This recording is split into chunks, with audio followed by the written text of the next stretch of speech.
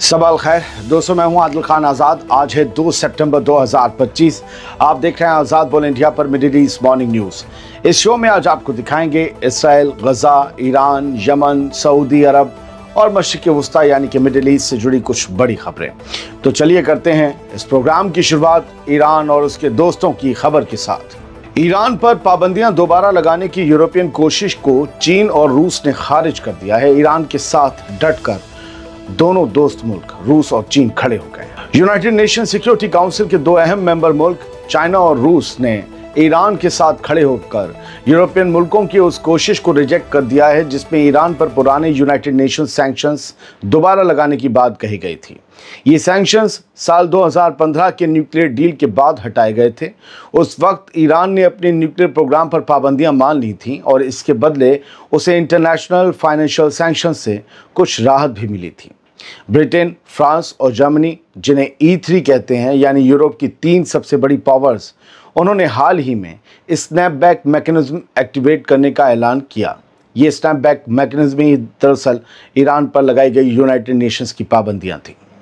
ये कहते हुए ये मैकेनिज्म एक्टिवेट किया गया कि ईरान ने डील की शर्तें तोड़ दी हैं, लेकिन चाइना और रशिया और ईरान के फॉरेन मिनिस्टर्स ने एक जॉइंट लेटर में इस कदम को गलत और गैर कानूनी बताया। ईरान के फॉरेन मिनिस्टर अब्बास अरागची ने एक्स पर लिखा कि यूरोपियन मुल्क यूनाइटेड नेशन सिक्योरिटी काउंसिल की अथॉरिटी का गलत इस्तेमाल कर रहे हैं। साल 2018 में भी डोनाल्ड ट्रंप अमेरिका के प्रेसिडेंट थे। तब उन्होंने इस डील से अमेरिका को बाहर कर लिया था। उसके बाद से ईरान पर बार बार पाबंदियां लगती आईं। ईरान कहता आया कि अगर अमेरिका अपनी वादा खिलाफी करेगा तो ईरान भी डील की लिमिट्स तोड़ने के लिए मजबूर है। डील इसी साल अक्टूबर में ख़त्म होने वाली है। अगर स्नैपबैक मैकेनिज्म लागू हो गया तो पुरानी सख्त पाबंदियां अपने आप वापस लग जाएंगी। पिछले हफ्ते जेनेवा में ईरान और E3 के बीच नई डील पर बातचीत हुई थी, लेकिन यूरोपियन मुल्कों ने कहा कि ईरान की तरफ से कोई सीरियस सिग्नल नहीं मिला।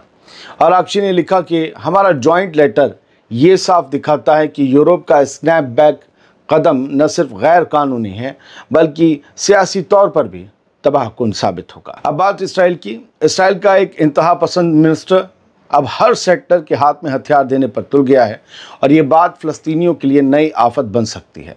बेन ग्विर जैसे नफरती मिनिस्टर ने 1 लाख और बंदूकों के नए लाइसेंस बांटने का ऐलान कर दिया। 1 लाख नए लाइसेंस। इंतहा पसंद national security minister Itamar Ben Gvir ने मंडे को पीर को अपने कंट्रोवर्शियल यानी कि विवादित गन लाइसेंस प्लान को और ज़्यादा बढ़ा कर दिया है, उसका दायरा बढ़ा दिया है। अब 1 लाख और इस्राएली सेटलर्स बंदूक रखने के हकदार हो गए हैं। बेन ग्विर के दफ्तर ने बताया कि किरियात गट, किरियात मलाखी, गानयाव ने मेगिद्दो और टेल मोंड जैसी 5 जो नई सेटलमेंट्स हैं या 5 नए कस्बे हैं, उनको इस लिस्ट में शामिल किया गया है जहां लोग हथियार के लाइसेंस के लिए अप्लाई कर सकेंगे, यानी सेटलर्स। बेहद नफरती और फार राइट मिनिस्टर ने इसे अपनी सिक्योरिटी एजेंडा की कामयाबी बताया। उसने कहा इस प्लान का मकसद इस्राएली लोगों को अपनी और अपनी कम्युनिटी की हिफाजत का हक देना है, यानी फ़लस्तीनियों की ज़मीन पे गुंडों की तरह एक हक देना।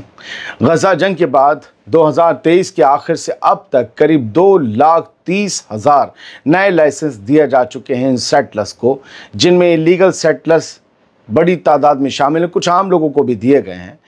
वेस्ट बैंक में हथियारबंद नाजायज़ सेटलर्स पर लंबे वक्त से इल्ज़ाम लगता आया है कि वो लाइसेंस वाली बंदूकें फ़लस्तीनियों पर हमले और उनकी ज़मीन हड़पने के लिए इस्तेमाल करते हैं, जैसे किसी शहर के गुंडे होते हैं, भूमाफिया होते हैं, उसी तरीके से।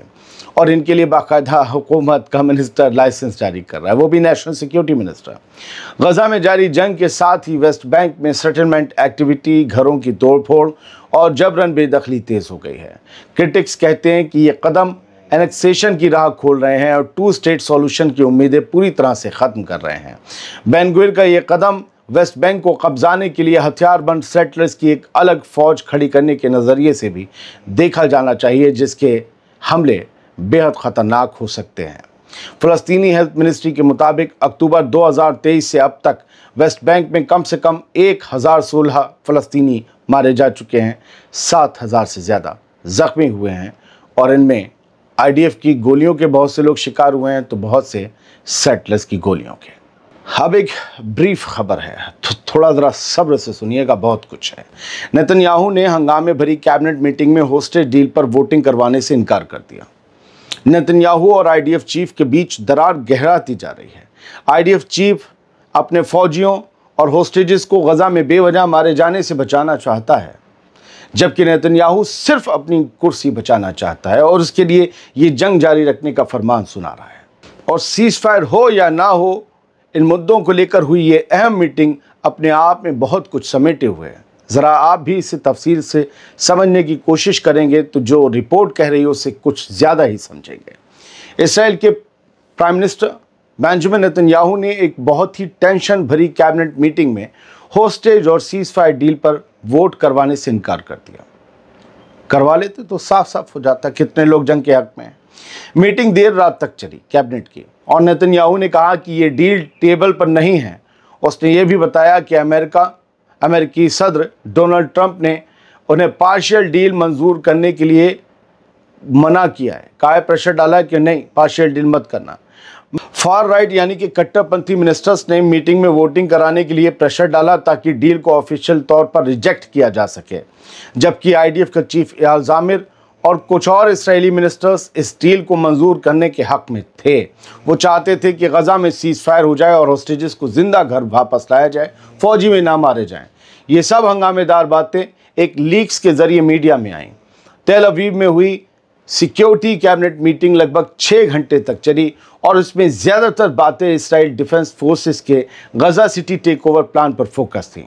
हमास ने पहले से एक फेज्ड होस्टेज ट्रूस डील मंजूर कर रखी है, कई चरणों वाली एक जो है डील मंजूर कर रखी है हमास ने, जो उससे भी पहले इसराइल ने अप्रूव की थी। इसराइल ने अब यही फेज डील छोड़ दी है जब हमास ने कबूल कर ली, और एक कॉम्प्रिहेंसिव एग्रीमेंट मांगा है जिसमें शर्त है कि सारे होस्टेजेस को एक साथ एक फेज में लौटाया जाए और हमास सरेंडर भी करे। अब ये शर्त कौन माने? IDF chief of staff major general Eyal Zamir, जो गजा सिटी टेक ओवर के खिलाफ माना जाता है, उसने जोर दिया कि डील पर चर्चा हो, चाहे वो एजेंडा में हो या ना हो। इस डील के मुताबिक 10 जिंदा होस्टेजेस रिलीज होंगे, 18 की बॉडीज इसराइल लौटेगी और इसके बदले में हजारों फ़लस्तीनी सिक्योरिटी प्रिजनर्स और गजा के 1000 कैदियों को रिहा किया जाएगा। 60 दिन के सीज फायर के दौरान बाकी 20 होस्टेजेस के लिए नेगोशिएशंस होंगे। ज़ामिर ने कहा कि टेबल पर एक फ्रेमवर्क है, एक डील है और हमें इस डील को उठा लेना चाहिए।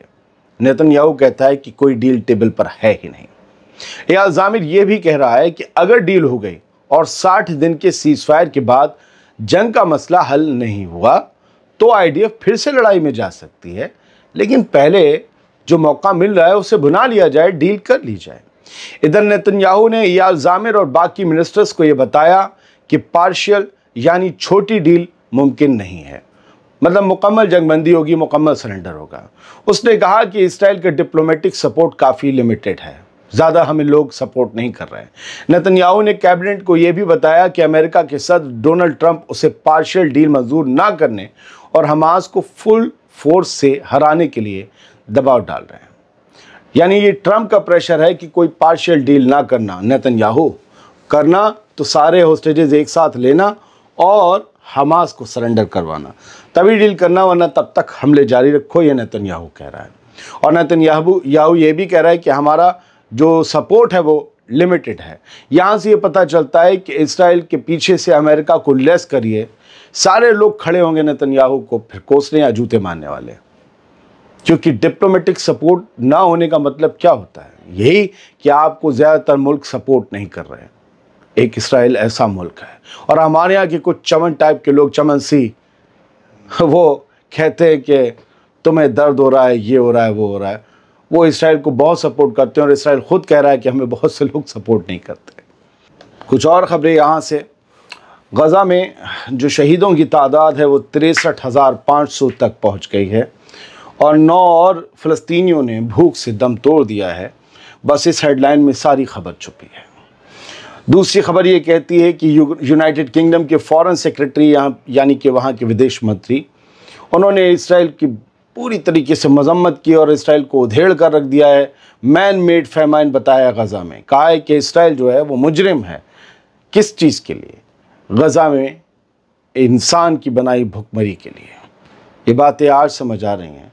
ये बातें तकरीरों में, ये बातें जब पार्लियामेंट के मंच पर बोली जाती हैं, पार्लियामेंट के अंदर बोली जाती हैं, तो अपनी पार्टी वाले तालियां बजाते हैं। हम जैसे लोग पूछते हैं कि तुम ही तो हथियार दे रहे थे, तुम्हें नहीं पता कि इससे क्या क्या हो सकता है? तुमने तो आधी से ज़्यादा दुनिया पर राज किया, तुम्हारा सूरज नहीं डूबता था। तुम डूब रहे हो अब, ये अलग बात है, लेकिन तुम्हें तो पता है ना जंग में क्या क्या होता है। इंसान की बनाई भुखमरी भी होती है। सबसे ज़्यादा घेराबंदी तो तुम ही ने की है दूसरे मुल्कों को जीतने के लिए। तो ये सब किताबी बातें हैं जो यूनाइटेड किंगडम की पार्लियामेंट में बोली जा रही हैं। इस ज़बानी जमा खर्च का बदल क्या हो सकता है, असर क्या हो सकता है? मेरे हिसाब से कुछ भी नहीं। बढ़ते हैं आगे सर। अल अरेबिया इंग्लिश की हेडलाइन देख लीजिए। मोहम्मद बिन सलमान और फ़लस्तीनी अथॉरिटी के वाइस प्रेसिडेंट यानी कि महमूद अब्बास के नायब के बीच मुलाकात हुई और इन लोगों ने फ़लस्तीन के जो इशू है उसके जो डेवलपमेंट्स पर डिस्कशन किया है, बातचीत की है, कैसे क्या होना चाहिए।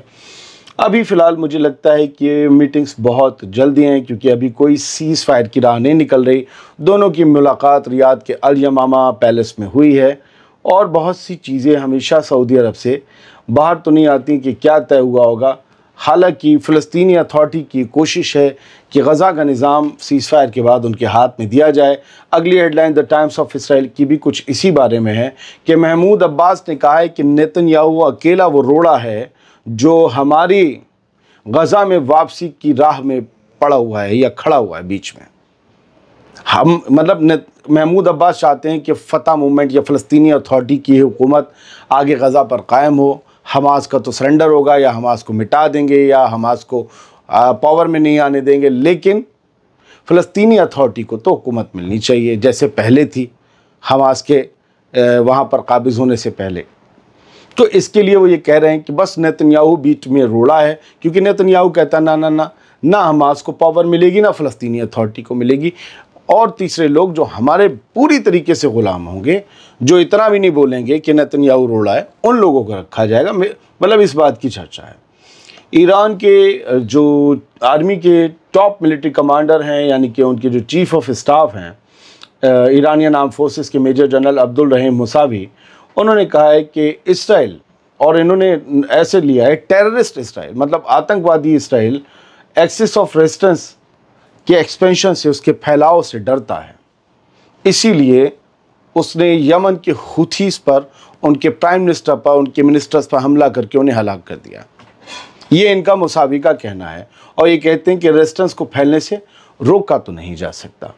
अब हुथी से जुड़ी ये खबर है जो कल मुझसे कई लोग सवालों में पूछ रहे थे कि क्या यूनाइटेड नेशंस के लोगों को हुथीस ने पकड़ लिया है। तो हाँ, मैंने कल को कुछ को जवाब दिया था, ये खबर सच है। मैं आपको अपडेटेड खबर 1 सितंबर की बता देता हूं कि हुथीज़ ने यूनाइटेड नेशंस के प्रीमिसेस में घुसे, वो यूएन का जो एक ऑफिस था वहां पर, सना जो उनके कंट्रोल में दारुल हुकूमत है, उसमें घुसे और 11 लोगों को उठा लिया हुथीज़ ने। क्यों? क्योंकि जो जुमेरात को हमला या जुमे को हुआ था जिसमें उनके लीडर्स मारे गए थे, इवन उनके प्राइम मिनिस्टर मारे गए थे, उससे रिलेटेड उन्हें कुछ इन्फॉर्मेशन मिली जिसके इनपुट पर उन्होंने इन लोगों को उठाया। इन्हें ये शक था कि ये लोग ये सिर्फ यहाँ पर रहकर यूएन के लिए काम करने का ड्रामा कर रहे हैं, असल में CIA या मोसाद के लिए काम कर रहे हैं। यूएन के लोगों पर, मेंबर्स पर, वर्कर्स पर ऐसे इल्ज़ाम हमेशा लगते आए हैं। उनमें से कुछ सच्चाइयाँ भी हैं, कुछ झूठ भी हैं और कुछ की इन्वेस्टिगेशन ज़िंदगी भर चलती रहती है। लेकिन ये एक बड़ी खबर थी, लिहाजा आप तक हमने पहुँचा दी। ये खबर और है कि सीरिया ने अपना पहला क्रूड ऑयल एक्सपोर्ट किया है 14 साल के बाद। 14 साल के बाद पहला क्रूड ऑयल एक्सपोर्ट किया है और ये एक शिपमेंट के ज़रिए गया है सीरिया से बाहर, यानी सीरिया का 14 साल बाद तेल बिका है। 6 lakh barrel heavy crude oil Monday को रिलीज़ किया गया, सीरिया से बेचा गया और ये एक ट्रेडर को बेचा गया, एक ट्रेडिंग फर्म को। मतलब कोई सीधे पार्टी नहीं है, वो उसने हमसे ख़रीदा, 4 पैसा मुनाफा कमा के वो किसी मुल्क को, किसी एजेंसी को किसी रिफाइनरी को बेच देगा। तो सीरिया जो है पहले 3,80,000 barrel oil per day export करता था 2010 तक। फिर अचानक एक दिन बशर अल-असद की हुकूमत के खिलाफ जो है बगावत भड़की 14 साल पहले, और सीरिया खाना जंगी की आग में झोंक दिया गया, और उसके बाद 14 साल तक सीरिया से कोई ऑयल एक्सपोर्ट नहीं हो पाया। ये पहली एक्सपोर्टेड खेप थी। बहुत बहुत शुक्रिया। सलामत रहिए, खुश रहिए, और आज़ाद बोल इंडिया को अगर ना किया हो सब्सक्राइब तो कर लीजिए।